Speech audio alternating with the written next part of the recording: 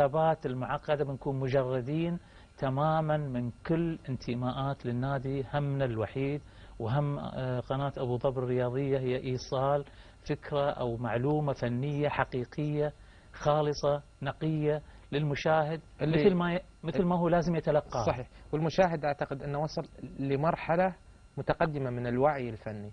هذا كثير من جمهورنا صار يفهم الكرة. صحيح، أتفق معك نسبة كبيرة جدا. لكن بالنسبة لي ما أعرف، بالنسبة لك أنت شو؟ نفس الشيء والله أتفق معك بشدة على الهدف الأول. صدق؟ نعم. يلعبها الوسط سددها كلام يا كلام تدخل يعني تدخل مرسوم من الامبراطور يجب ان ينفذ في العام. الله اكبر الله اكبر يا ذهب ذهب ذهب ذهب والله ودكتور خشب. الله اكبر على ولذلك أتصور ما بأستبق الأحداث، لكن وجود السيد فايز في هذه المباراة بالذات كان واضح. طيب واضح تماما. حالة إيجابية أن تقييد أوليفيرا أو إلزامه بأدوار معينة. لا، مو في كل المباريات ما في شك، وحتى أوليفيرا ما ظهر بنفس المستوى اللي كان يظهر فيه، لكن في إيجابيات كثيرة جدا. ما أصبح أوليفيرا اللاعب الأوحد في فريق الوصل. أنت لو لاحظت مصادر الخطورة كانت متنوعة إلى حد كبير جدا. اللي سجل محمد جمال واللي بدأ كلاعب مدافع حاليا يلعب لاعب ارتكاز، اللي سجل اللاعب الآخر يستي، يعني لاعبين ارتكاز يسجلون هدفين فريق الوصل. وهذه تنويع مصادر خطورة رائعة مثل ما حصل مع فريق الجزيرة، الظهيرين يسجلون هدفين من الأهداف الرائعة والجميلة. أنا أتصور هاي سمة أو ميزة يجب كل فريق يحتاجها، لأن أحيانا بتكون في طرق تكتيكية دفاعية بتعقد الأمور على اللاعبين المهاجمين وصناع اللعب، فبالتالي يضطر الفريق الاعتماد على لاعبين آخرين ينطلقون من الخلف، وهذا ما حصل مع فريق الوصل. الميزة نحن نحتاجها، في ميزة أعتقد أنه ما في حد يتمنى أنه يكون في حاجتها. يعني في دورينا صار دوام الحال من المحال، الفريق اللي يفوز في الدرع يبدأ الموسم اللي بعده بشكل متراجع. شباب الأهلي وصل الوحدة. صحيح. هل تنطبق عليه نفس الحالة أم أنه بدري أن نطلق الحكم على انطلاقة الوحدة في هذا الموسم؟ إيه لا، الحكم ما زال مبكر على الحكم على فريق الوحدة.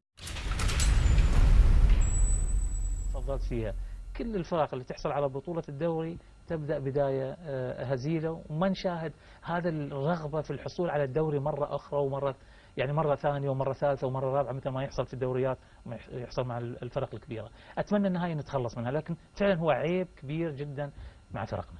طيب ولذلك صحيح. ما لازم نبالغ في الفرحة، ما لازم نبالغ في هاي الأحلام الكبيرة، وهذه من عيوب لاعب الإمارات.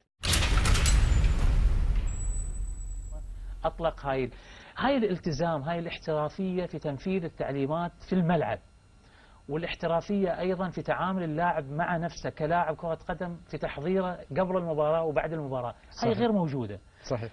وذكر بعض النقاط هاي كلها ممكن تأثر بشكل مباشر أو غير مباشر على فكرة في المباراة. وإذا المدرب ما وجد الحل والمتابعة للاعبين وما عرف شخصيتهم وعرف أدوارهم.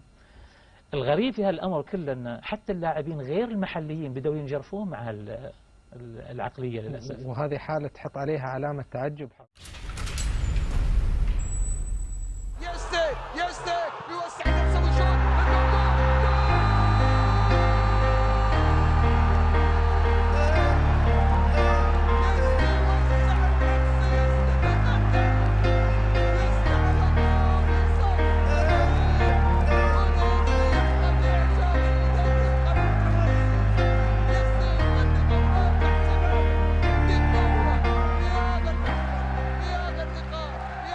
الوصل اللي لفت أنظار كل المتتبعين لدوري الإمارات بهذه البداية القوية، بهذه الشعلة من النشاط للاعبين، بحضور اللاعبين لأول مرة. يستي على سبيل المثال اللي حضر كلاعب ارتكاز مهم جدا وتسجيله هدف من أفضل الأهداف اللي تم تسجيلها، وهذا الهدف بالتخصص على فكرة أنه أيضا سجل على ريال مدريد بنفس الطريقة. صحيح. ولذلك جميل أن نشاهد اللاعب في أول مباراة يسجل حضور، لأن هذا مهم لعطاء في الجولات القادمة. ما في شك ان في بعض اللاعبين المؤثرين، راشد عيسى باسكي بعد عن طريق توكيرو. يستي يحاول يتعدى 2-1. برافو يستي، ممتاز جدا.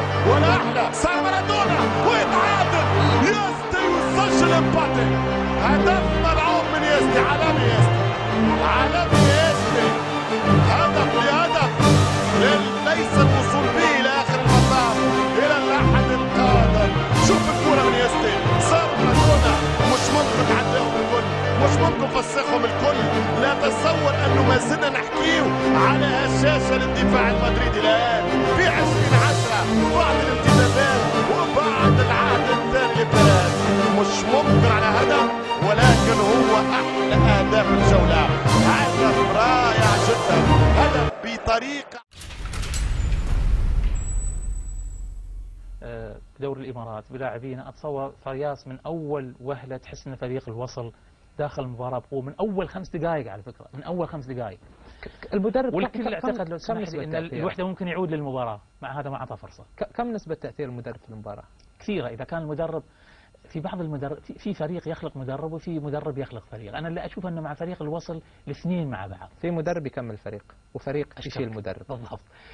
هاي الحاله تحس ان فياس بصمته كانت واضحه، لذلك صحيح. تقيد اللاعبين في تنفيذهم للتعليمات الدفاعيه كانت حاضره في هذه المباراه، وبالذات في الاشواط الثانيه. صحيح. واخذنا احنا الوصل لان الشوط الثاني كان افضل.